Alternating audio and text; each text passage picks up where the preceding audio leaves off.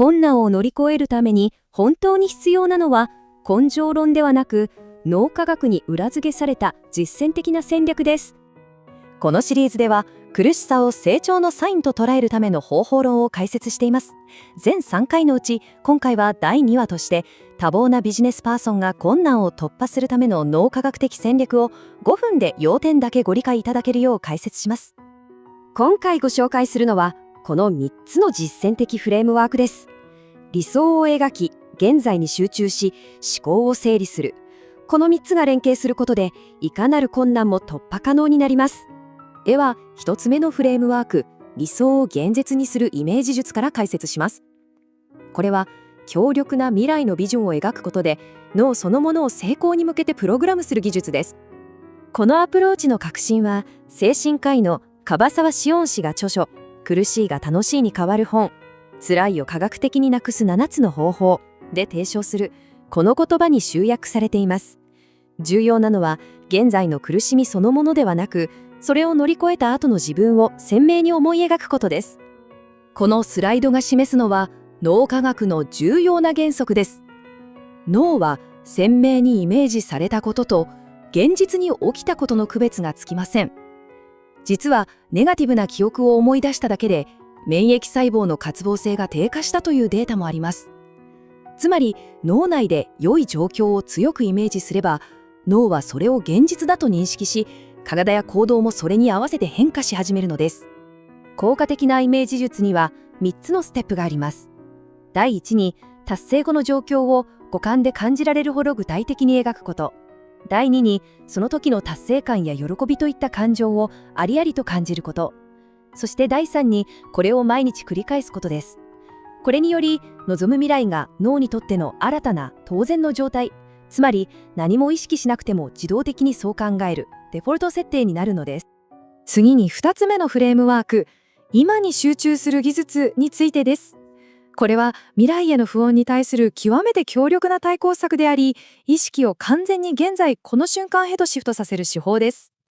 この先のことは考えるな、今にフォーカスしろという言葉は、元米兵が学んだサバイバルテクニックに由来します。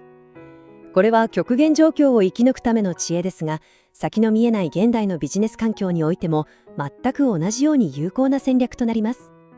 このグラフが示す通り、私たちの脳は未来の不確実性を考えると高いストレスを感じ、思考のリソースを大きく消耗します。